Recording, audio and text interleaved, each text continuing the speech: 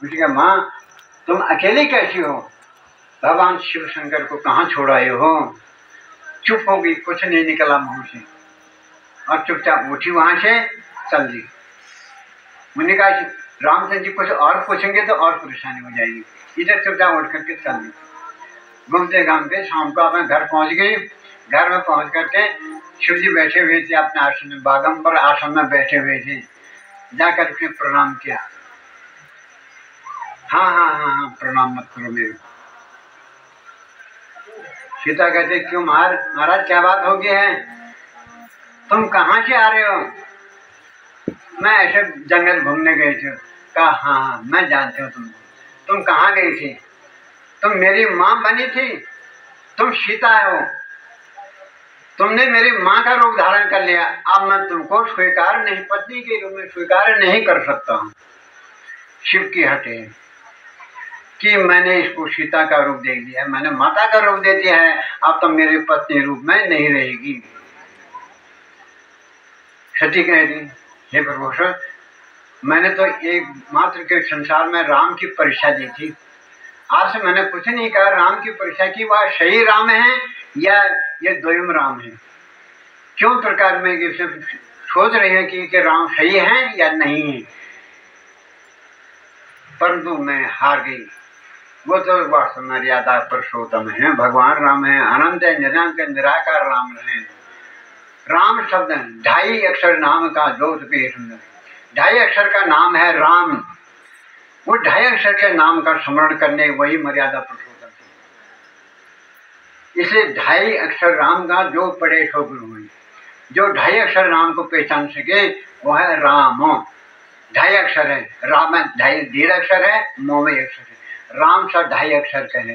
उस 2.5 अक्षर के नाम को कोई जान जाता है, उसको राम की शक्ति मिल जाती है और राम को प्राप्ति कर सकते हैं। इसलिए मैंने गलती कर ली कि मैं आपसे झूठ बोल करके गई, उसका कोई बात नहीं। सती अब तुम आराम से जाओ, अपना आश्रम में रहो और मैं आज से तुमको सीता ही समझूंगा।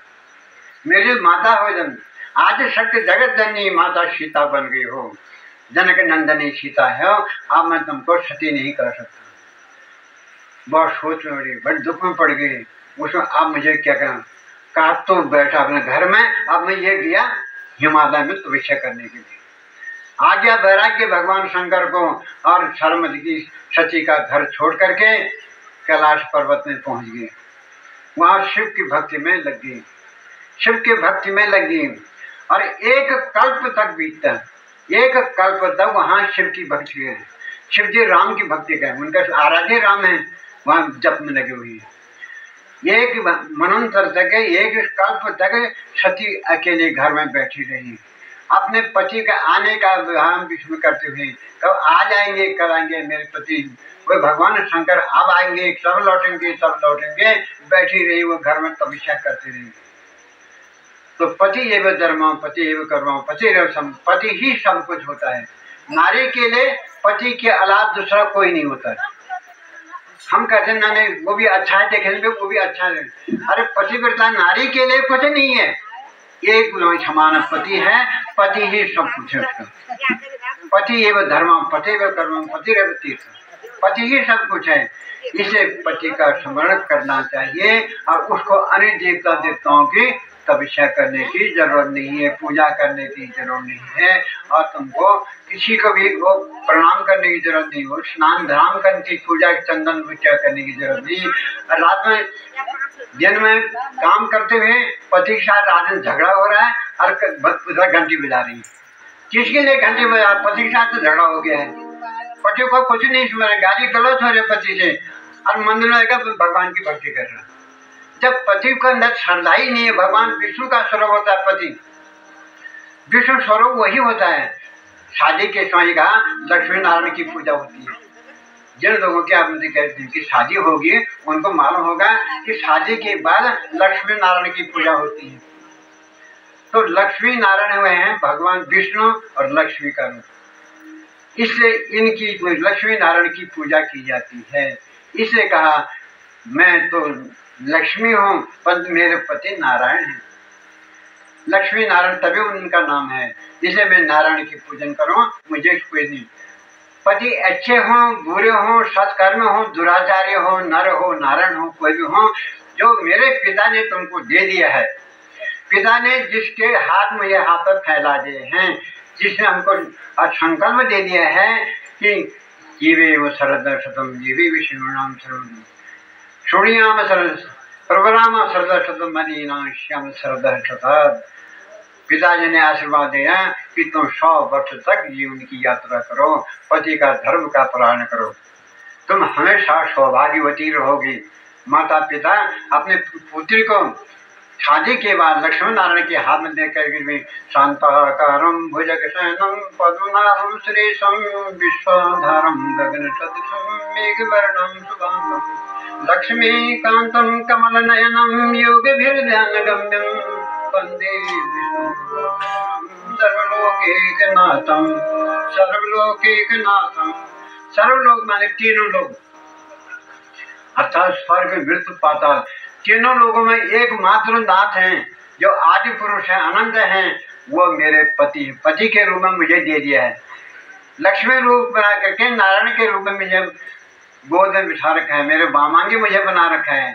अब मेरा दूसरा कोई नहीं, मुझे पति की सेवा करनी, वो अंधा हो, लूला हो, लंगड़ा हो, कैसे भी हो, मैं उसकी सेवा अवश्य करूंगी। यही मेरा धर्म है, पतिव्रता धर्म इसे कहते हैं, यह है पतिव्रता धर्म।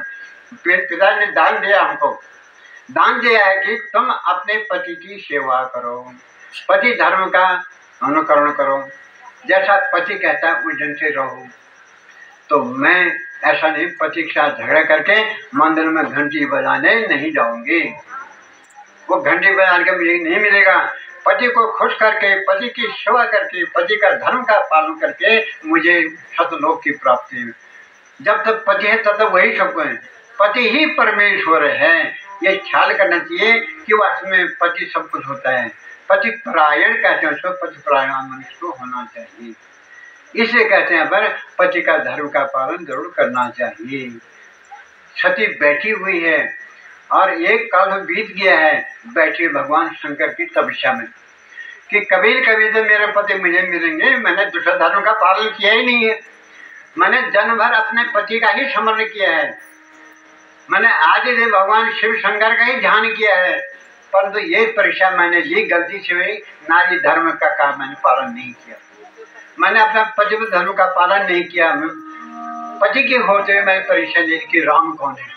अरे मेरे धर्म में कोई हो, मैंने क्या नहीं, मेरे पति सामने है, मेरे दूसरे के पति से क्या मतलब। सांसारिक विवाह के लिए खाना पीना क्या, घर में अच्छे सत्कार कर लो, उसका धर्म का पालन करो। तुम पति तो पति परमेश्वर है, पति परमेश्वर की भक्ति पहले करनी है, इसलिए कहते हैं पति का धर्म का पालन करना चाहिए। वो पति कैसा है, लूला हो, लंगड़ा हो, भूखा हो, प्यासा हो, उसकी पूजा करो। और पति का धर्म होता है पति के आदेश का पालन करना। किसी व्यक्ति की थोड़ी ये कहानी है, अकाल का समय था, भोजन नहीं मिलता था, घर में खेती पाती होगी तो कमा लेते थे, बाकी दुकानों से कोई राशन पानी नहीं आता था। आज से 50 साल पहले मैं देखी कि कहीं बाजार को बाहर से कोई राशन आता ही नहीं था, बस घर में जो कुछ है वही खाते थे, उसी से भोजन करते थे।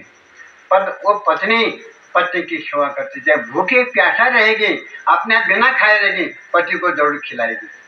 कहा तुम खाना खाओ, अरे कहा तुम रखा, हाँ मेरे रखा है, मैं भी खाता हूँ, मेरे लिए रखा हुआ, मैंने रखा है, खाती हूँ।